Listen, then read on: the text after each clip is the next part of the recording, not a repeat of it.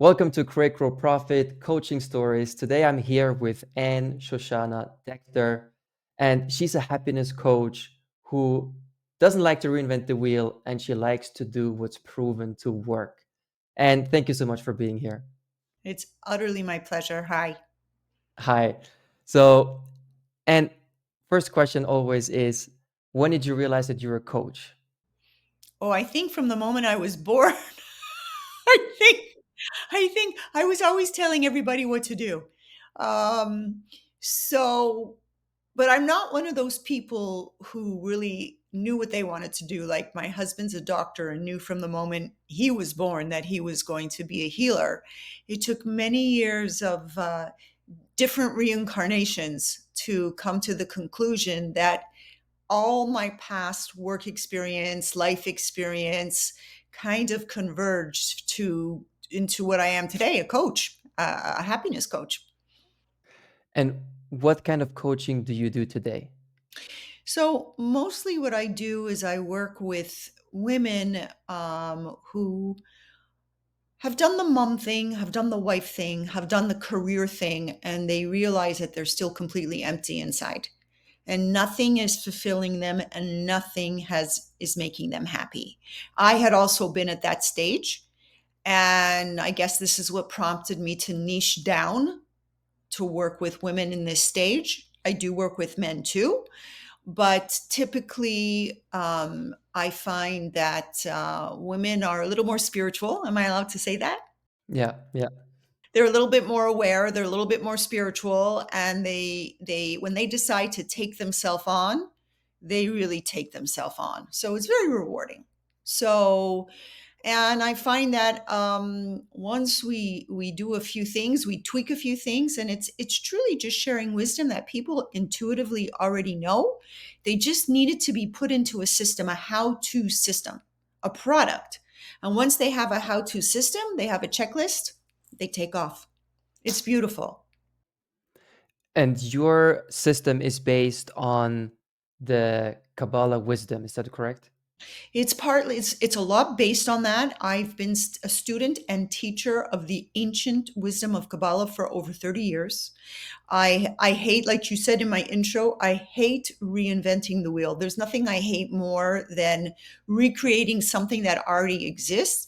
But it's interesting, like if you go for a patent, one of the things that they do with patents is usually they build on what exists and they just add another piece to it. And that's kind of what I did. I took a lot of the happiness wisdom, a lot of the happiness teachings, and what I did is added the Kabbalah piece to it and created a program where I teach people using this ancient universal wisdom that's been around for thousands of years, proven, the blueprint. And what we do is work together to come to a place of happiness. When you were exploring all the different spiritual, let's call it methodologies, when did you know that this is the one? You know, it's interesting. You first, again, you know that expression, it talks to my soul. Yeah. So when something talks to your soul, when it just makes sense, when it fits. So Buddhism, humanism, other religions, looking into all of it, this piece just fit like the most beautiful, comfortable pair of jeans. Now, will it fit for everybody? I call it universal wisdom. So the principles are pretty much universal. And whatever type of person I work with, whatever their belief system is, it seems to fit. One size fits all, which I found pretty fascinating. So it's almost like many of the spiritual ways that we hear about, fundamentally, they can be traced back to the wisdom of Kabbalah. I seem to think so. And if people do a little bit of a research, they'll see that this wisdom, which is approximately 4,000 years old, is basically a foundational piece in a lot of spiritual methodologies. Methodologies, yeah. I find that really fascinating. And you're correct. I made the same experience that women are more spiritual than men. And I think so in my life, right, I get the how do I say, like I get the spiritual side from my wife, right? Like she does the learnings and the teachings, and I benefit from that. So when you studied Kabbalah, do you have an example of, how you found universal wisdom in there? Um, when you learn truth, you know it's truth. When it speaks to your soul, when it vibrates, when it resonates, when you try it on and take it for a test drive, and then you see results. And this is what I encourage all of my clients to do: is try it on for size. If what I'm sharing with you makes sense, go for it. If it doesn't work for you, don't do it. Question. We live in a world where we have to question, but we also live in a world where we have to do. This is the world of action. And in the world of action, you have spiritual disciplines that say sit on the mountaintop and go, oh, and things are magically going to happen. That is very contrary to the universal wisdom of Kabbalah, which shares that we live in a world of action, and in this world, we are co-creators with Source. So we have to take our appropriate action, and then Source will partner with us. And this is one of the major things that I share with all of my clients. You have to be a co-creator with Source. You have to take action. We don't just sit there and go and wait for things to happen. We don't wait for our soulmate to magically drop into our lap. We don't wait for the best friend to magically appear. We don't wait for the best job to magically appear. We don't wait for a relationship to heal.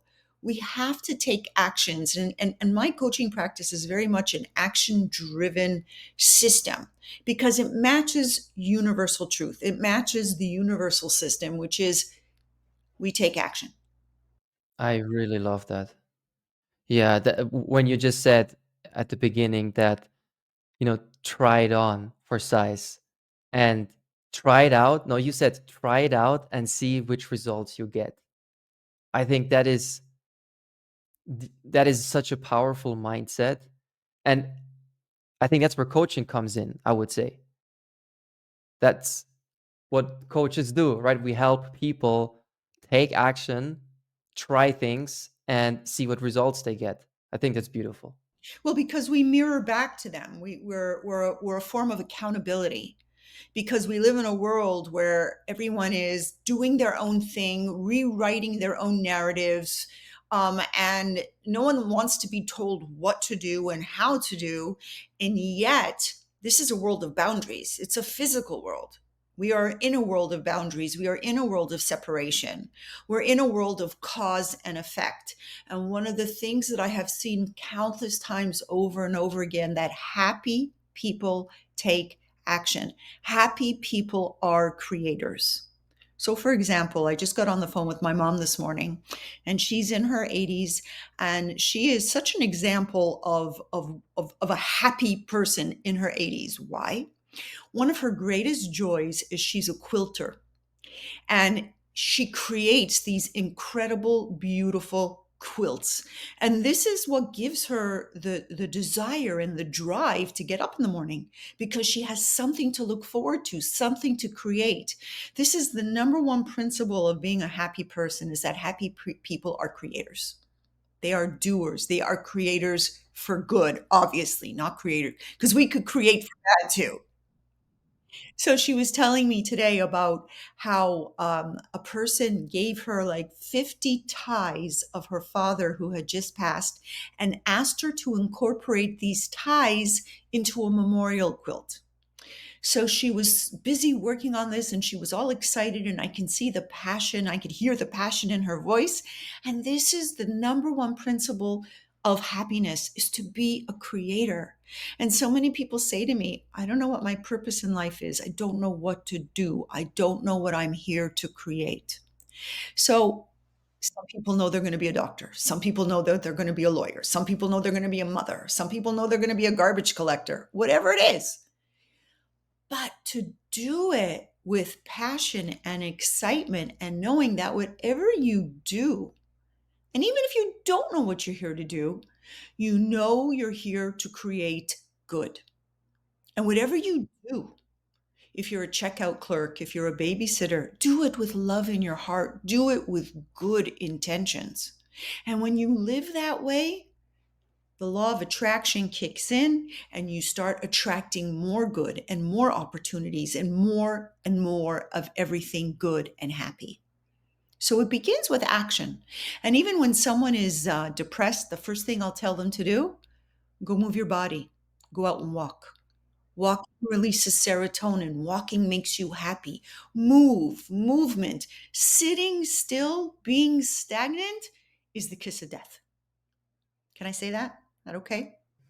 Yeah, that's everything is very more than okay. Thank you for sharing the story of your mom too. That's yeah, that is inspirational to well, I have two questions, however. The first question is you said you found that happy people take action. And you've also said that action makes creates happiness. Is it like which comes first when you work with people? Which comes first? Do you first get them to take action even if they're unhappy and then they create happiness, or do you help them feel moments of happiness first so that they can create action and build that momentum? So the action that the people are supposed to take are loving acts of loving, caring, and sharing. Acts of loving kindness. This is what I tell people to do. I don't know what I need to do in my life. Do an action of loving, caring, and sharing. What is that? Go volunteer. Go give to somebody else. This is the action we take. We don't take the action of going and getting new Botox or a facelift or buying a new designer bag. The action we take is loving, caring, and sharing. Go do something for somebody else. When you speak to an octogenarian, the first thing they'll tell you is that the secret of their longevity is being in service, giving back. And this is what I say to people. Look, we live in such a selfish world. We live in such a materialistic world that most of us don't what? Go volunteer. Yeah, go give back. Go to your local soup kitchen. Go to your local YMCA. Go to your local. There are so many community opportunities to share and be in service. And when you do that, it shifts your consciousness from taking pity, victim, me, woes me, to a more elevated state that most resembles source. What is our creator? Our creator is loving, caring, and sharing. And why do I say that? Because everything good that we want comes from the upper worlds, comes from the spiritual dimension. It all sources from there. So if we want all things good and happy, we have to resonate and vibrate with source. What is source? Loving, caring, sharing, and creating.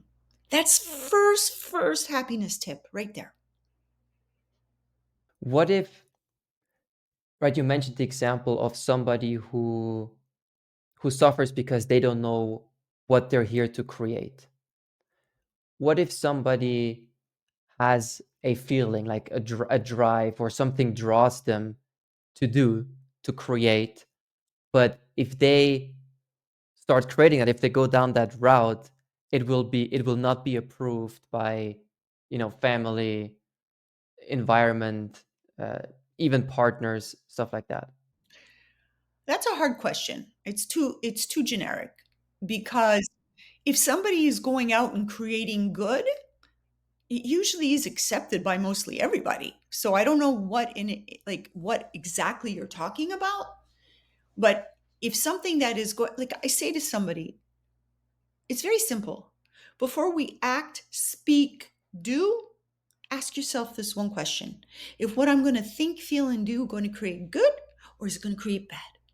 Is what I'm going to think, feel, and do or say going to create good, or is it going to create bad?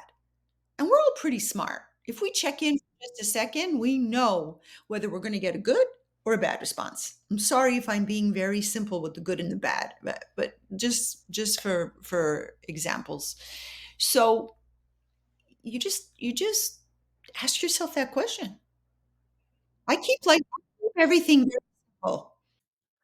I guess the example I was thinking of is, the classic story of, let's say somebody grows up and their parents want them to be a doctor, right? And then, but they feel drawn to open a bakery, right? So, but going down that route would mean conflict with parents. Is does that example, is that better? The question is why do they want to be a baker? So everything we do, it's really, it all draws back to, is being a baker going to create good positive energy in the world, or is it going to create bad? So if I'm a baker and while I'm baking, everything is energy. I even see it with myself when I cook for my family, right? When I'm cooking and I'm putting all that yummy energy into the food, and when they take a bite, it like elevates them. Oh, mom, this is so yummy. Would you? Oh, it's love. If they are putting love into their baked goods and it's helping people feel good, do it. But if they're just doing it because they want to generate a profit, take as much money from somebody as they can, take, then the bakery's not going to be in business for very long, because the seed level of that baking is taking as opposed to giving. If it's giving love and it's giving energy and it's creating good, bakery is going to thrive because people taste that, smell it. But if it's all about taking and selfishness, people smell that too. I like that you made that difference. Why the bakery, right? Everything is about the intention. Why do you want to do it? I filter every decision I make. I share with my clients this phrase. Everything you do, if you want to be happy, this is the mantra. I take so I can share. I take so I can share. What does that mean? I want to go on a vacation. Okay. How do I take so I can share? How do I use the happy mantra? I take so I can share. I'm taking the vacation because I'm really stressed out and I know I need to rejuvenate. I need to fill myself back up again, so when I come home, I can share my replenished self with my family, my coworkers, my clients, the world, etc. That's the happy mantra. I take so I can share. But if I'm going on the vacation and I'm taking because I want to get drunk and I want to party and I want margaritas, I'll never forget, we had gone on a cruise and my son was, I don't know, maybe 5 years old at the time. And there was somebody sitting beside us and they had collected all of the beer mugs that they had drunk on the cruise. My 5 year old turned around and took a look at this tower of beer mugs, like these plastic cups, right? That's stacked. Oh my God, how much beer did that person drink? Now, if there's a way to spin, yeah, I took in all that beer so I can feel really good, so I can share my joy with the world. Maybe that works. But typically, if I take vacation because I just want to be hedonistic and just be all about me, and then when I go back to my real world, what am I going to share? More hedonism? More selfishness? No. Then you're violating the happiness formula. That would explain why people fall into holes after something good happened or after they experience something good, right? Whatever we do, we have to share. If we buy a car, we have to share. How? I take the car, I buy the car. So if somebody needs a lift to the supermarket, I can share it. If my children need a lift to school, then I can share it. Whatever we take and keep for ourselves and there's no outlet, it just ends with me, then that is the energy of death and unhappiness. But if there's a circuitry of I take so I can share, right there is the be all and end all. That's the formula for happiness right there. I take so I can share. So you've already shared two uh, yeah, actionable tips with us. The first one was take an action that is loving, kind. What were the other two? Loving, caring, and sharing. Loving, caring, and sharing. That's the first one. And the second one is take so I can share. Everything. Filter your whole world through that, and you will see your world explode with joy and happiness. Even if you go for a walk, you can love, care, and share on a walk.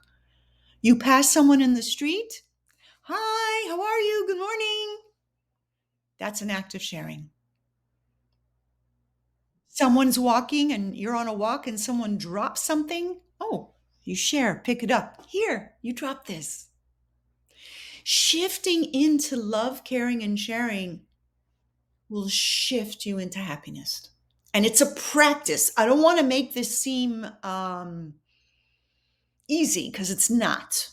Because we're human beings and we have a tendency to be selfish. That's just the way we're made.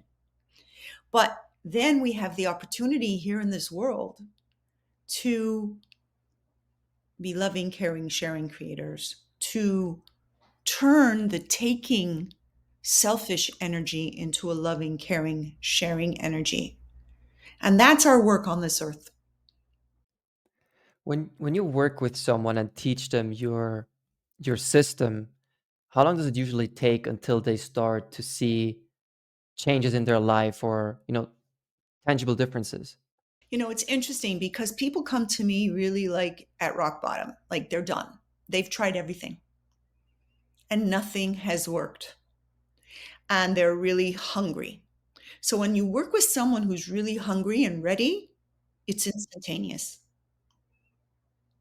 It's, it's instantaneous. They're ready. When they're ready and they know they're ready, within a week, things just start shifting. And I start getting the phone calls like, oh, you wouldn't believe, I just made up with a friend and I just got a job. And oh my God, I've been waiting for this contract to sign and it just signed. And it just it affects every aspect of life, from relationship to work to self confidence. I just lost 3 pounds this week. I went walking every day. I have more energy. I it's just a snowball effect. And it's a tweak, but it's a practice. We have to train ourselves to be loving, caring, sharing creators, because our default setting as human beings is to be selfish and taking. That's our default setting. It's easy. Since it's a practice, I assume the practice never ends, right? This is a lifelong practice. It's a lifelong practice. And like everything else in life, we fall and we pick ourselves back up. We fall and we pick ourselves back up. And we probably just get better at it over time. We get better at it over time, and mercy is written into the universal DNA. So when we show mercy to others, mercy is granted to us. So it's always to err on the side of loving, caring, and sharing. If you don't know what to do, love, care, and share. If you don't know what to do, love, care, and share. That's all I do. That's where I stay. You make it sound so simple, but that's why it's powerful, because these are simple things to remember. It makes it easy to remember, and because it's easy to remember, it's something to hold on to and take action in the moment when we need it the most, as opposed to a complicated philosophy where how are you going to apply that when you're in a dark moment, right? Shit. Yeah. When you're in a dark moment, when I'm dark, I go do something good for somebody. I get out of my pity potty and I go do something good immediately. You mentioned that a lot of the people who come to you, they have hit rock bottom and they've tried quote unquote everything. What are some of the things that you often see people try and it's just not working for them? Drugs, antidepressants, um, therapy. Don't hear me wrong. I have nothing against therapists. Nothing. But certain, whatever. The therapist did that in that moment. The therapist didn't work for them. Uh, um, Gurus, online courses, um, yeah, you name it. Yeah, that sums it up. Probably books too, trying it the yeah, trying it yourself mentality. Oh, doing everyone thinks they're going to do it themselves. And this is where, I say to people, everyone needs a coach. Everyone. I have my own coaches. Everyone needs a coach. And I always say to the person, are you kidding me? You've been doing it on your own for all these years. And have you had any results? Or are you like, it's the definition of insanity, doing the same thing over and over again and expecting a different result? I go, if you had a toothache and you needed a cavity filled, I go, would you do it yourself? No, you'd go to a dentist. Like, No, you'd watch a YouTube tutorial and then try it at home. right, I'm going to try and fill my own tooth. No. So enough. Like enough. What are we trying to why do we keep beating why do we keep doing this? Why do we keep doing the same thing over and over again? Why? And we get nowhere. Have to do something different. You need a coach. When you started doing this as a coach professionally, how did you get your first few clients?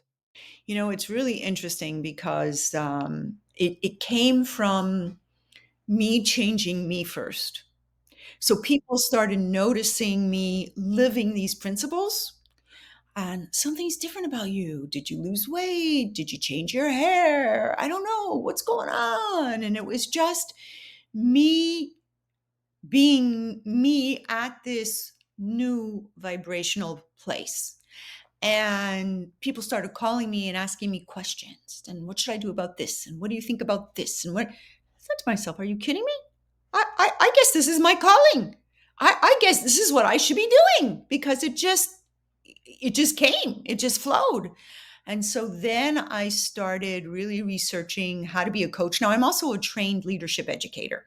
I'm a teacher and I'm a trained leadership educator. So it was just kind of natural. It was something I had been trained my whole life to be a teacher. So I started, I got really turned on to digital marketing and funnels and all that stuff, and the this whole wisdom, the ability to share with people online. COVID changed my whole practice because I had never been online. I had always been in person.